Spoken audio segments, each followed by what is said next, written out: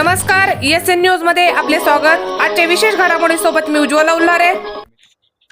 मुख्यमंत्री बळीराजा शेतपाणंद रस्ता योजनेची आज श्रीगोंदा तालुक्याची पहिली बैठक झाली समितीची। या बैठकीमध्ये काही गोष्टी ज्या प्रकर्षाने महत्त्वाच्या आम्हाला वाटल्या, समितीच्या सर्व सदस्यांना वाटल्या की ज्या आपल्यापर्यंत पोहोचल्या पाहिजे, आपल्या मार्फत सर्वसामान्य जनतेला सुद्धा माहिती झाल्या पाहिजे।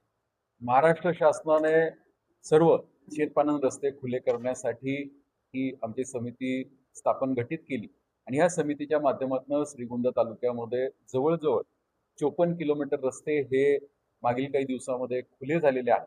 आणि मला सांगायला आनंद आणि अभिमान वाटतो की श्रीगोंदा तालुका हा अहिल्यानगर जिल्ह्यातील सगळ्यात जास्त रस्ते खुला करणारा तालुका झालेला आहे।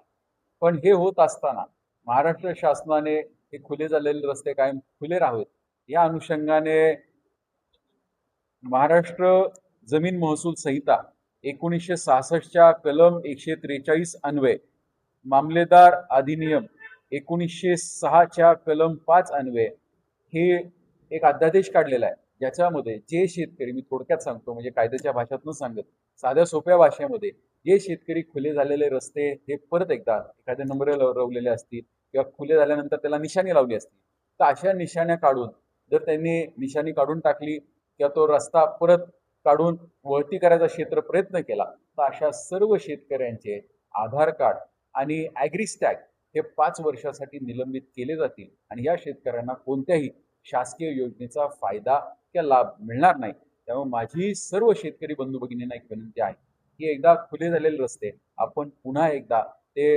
कुठेतरी नामशेष होणार नाही या दृष्टिकोनातून पुढाकार घेणं गरजेचं आहे। कारण अनेकदा असं होतं की आपण एखादी चूक करून जातो आणि नंतर म्हणतो की आम्हाला कायद्याची माहिती नव्हती। तर आपणा सर्वांना कायद्याची माहिती असावी, कायद्याच्या तरतुदीची माहिती असावी, त्यासाठी खरं तर ही पत्रकार परिषद बोलवण्यात आलेली आहे। आणि आपल्या सगळ्यांच्या सहकार्याने श्रीगोंदा तालुका हा जिल्ह्यातच नव्हे तर राज्यामध्येही या योजनेमध्ये अग्रेसर होण्याच्या काय म्हणतं पावलावर पाऊल टाकत पुढे चाललेला आहे।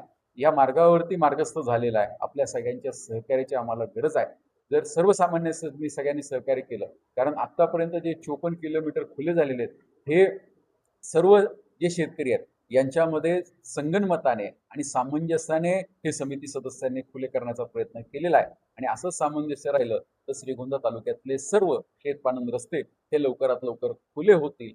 आम्ही सरकारला आणि आदरणीय पालकमंत्री महोदयांना एक विनंती करतोय की नियोजनच्या अंतर्गत श्रीगोंदा तालुक्याला कसं झुकतं माप देता येईल आणि जास्तीत जास्त निधी या सर्व रस्ते जे आम्ही खुले केलेले आहेत याच्या मुर्मीकरणासाठी देता येईल या दृष्टिकोनातून आमचं पालकमंत्री महोदय आणि कलेक्टर साहेबांना एक निवेदन आम्ही पुढच्या आठवड्यात एकदा आमच्या रस्त्यांची वर्गवारी ठरल्यानंतर द्यायची व्यवस्था करणार आहोत आणि लवकरच श्रीगोंद्यामध्ये ही कामं चालू होतील याबद्दल आपल्या सर्वांना आश्वासन। धन्यवाद। खास खबर विशेष घडामोडीसह आपल्या हक्काच्या ESN न्यूजवर हे चॅनल लाईक करा, सबस्क्राईब करा आणि जास्तीत जास्त शेअर करा। प्रतिनिधी उज्ज्वला उल्हारे, ESN न्यूज।